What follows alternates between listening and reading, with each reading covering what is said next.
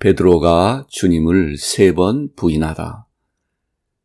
예수님께서 내가 그다 라고 엄숙하게 말씀하셨을 때 카야파스가 자기 옷을 찢으며 그는 사형죄를 지었다 라고 외쳤을 때 폭도들의 조롱과 격노한 외침 소리가 재판장에 울렸을 때 예수님 위에 하늘이 열렸을 때 지옥이 그 분노를 자유롭게 뿜어냈을 때 무덤이 그 속에 갇힌 영혼을 풀어주었을 때 모든 것이 공포와 경악이었을 때 베드로와 요한은 예수님께서 당하신 무서운 학대를 말없이 수동적으로 목격할 수밖에 없었기 때문에 고통스러워 더 이상 거기에 남아있을 수 없었습니다.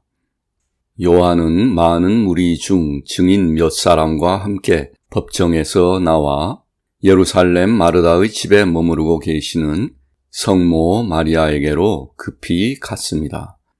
그러나 베드로는 떠날 수가 없었습니다. 그는 예수님을 너무 사랑했습니다. 그는 눈물을 최대한 숨기려 애썼지만 감정을 자제하지 못하고 쓰라린 울음을 터뜨렸습니다.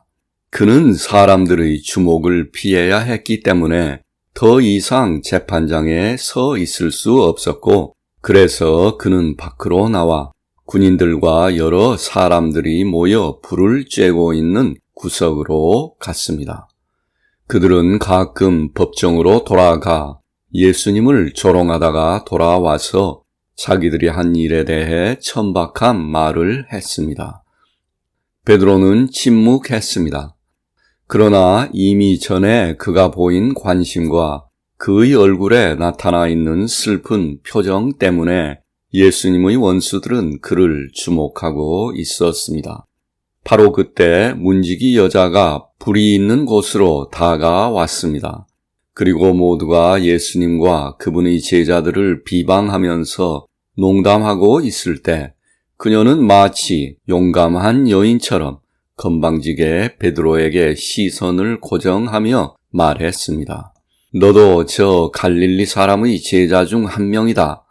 베드로는 놀라서 경계하며 무례한 군중에 거칠게 취급당할까봐 두려워 대답했습니다. 여자여, 나는 그를 알지 못합니다.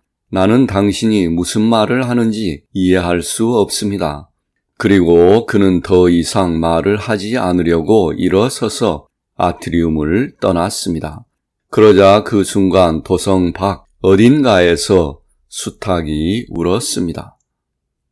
베드로가 나갈 때 다른 여종이 그를 보고 구경꾼들에게 이 사람도 나사렛 예수와 함께 있었습니다 라고 말했고 그들은 즉시 그에게 물었습니다.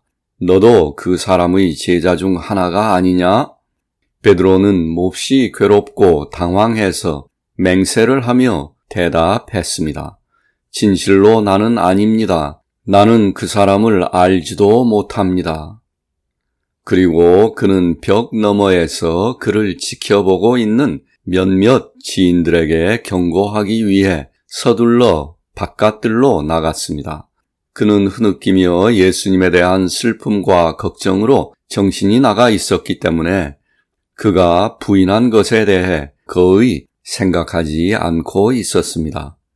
다른 뜰에는 많은 사람들이 있었고 그 중에는 예수님의 친구들도 있었는데 그들은 현장에 가까이 갈 수 없었기 때문에 더 잘 들으려고 벽에 올라가 있었습니다. 밖으로 나온 베드로는 걱정이 되어 흰놈 산에 있는 그들의 동굴에서 많은 제자들이 와 있는 것을 보았습니다.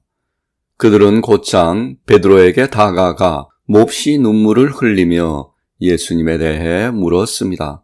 그러나 그는 너무 감정이 복받치고 혹시 누군가가 자신을 배신할까 두려워 몇 마디로 그들이 있는 곳이 위험하니 떠나라고 충고했습니다.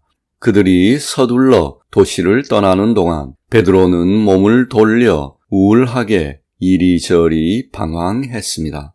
나는 그들 가운데 첫 번째 제자 중 약 16명을 알아보았습니다.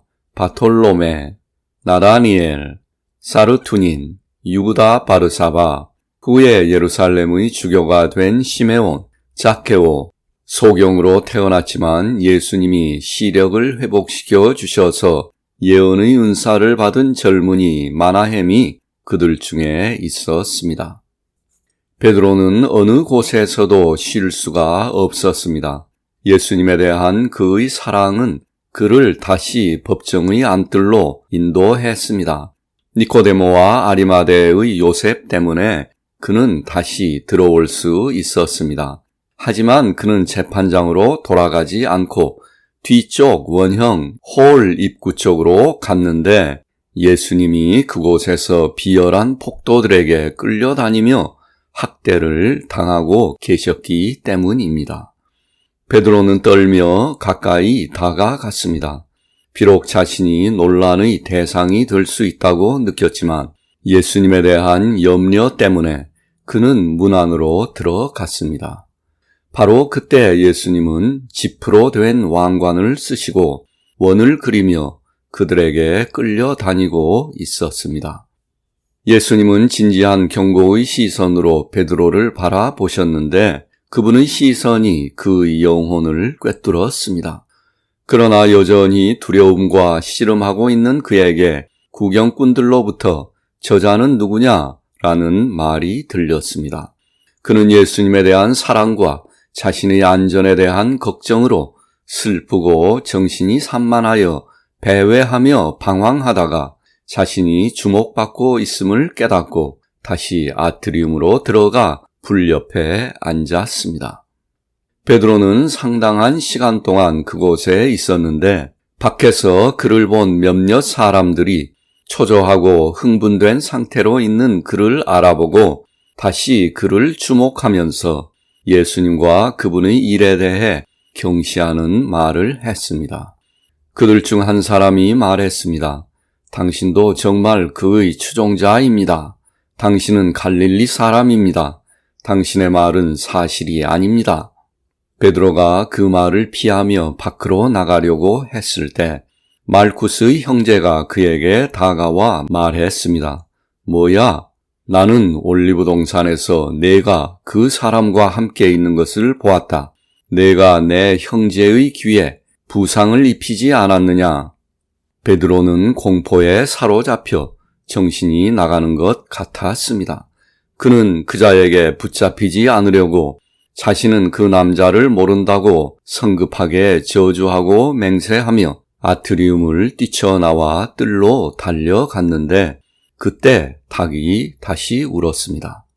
그리고 바로 그 순간 예수님은 원형 홀에서 이 뜰을 가로질러 지하 감옥으로 이동 중이었는데 그분은 베드로를 향해 돌아서시며 연민과 슬픔이 섞인 눈길로 그를 바라보았습니다.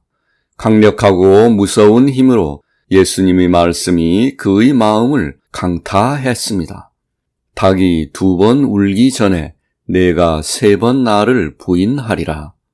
슬픔과 걱정에 지친 베드로는 올리브산에서 주님을 부인하기보다는 차라리 주님과 함께 죽겠다고 한 자신의 말을 완전히 잊고 있었습니다. 그러나 그분의 눈길에 베드로는 자신이 큰 잘못을 깨달았고 그의 마음은 부서졌습니다.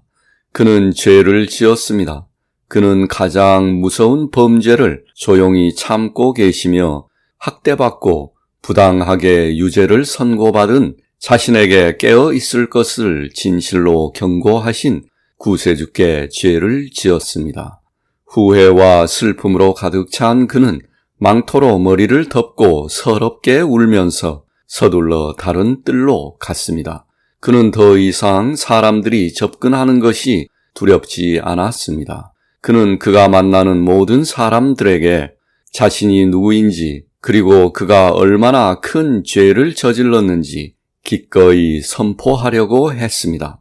그러한 위험과 괴로움과 불안과 혼란 속에 사랑과 두려움 사이에서 씨름하면서 피로에 쇠진하고 감시에 지치고 공포에 쫓기고 이 밤의 슬픔에 압도되어 마음의 고통으로 반쯤 미친 상태에서도 아이와 같은 열심을 가진 베드로보다 누가 감히 더 강하다고 말할 수 있겠습니까? 시험에 들지 않도록 기도하고 깨어 있으라는 말씀을 잊어버리면 항상 그런 것처럼 베드로는 주님이 그를 자신의 힘에 놔두었기 때문에 약해진 것입니다.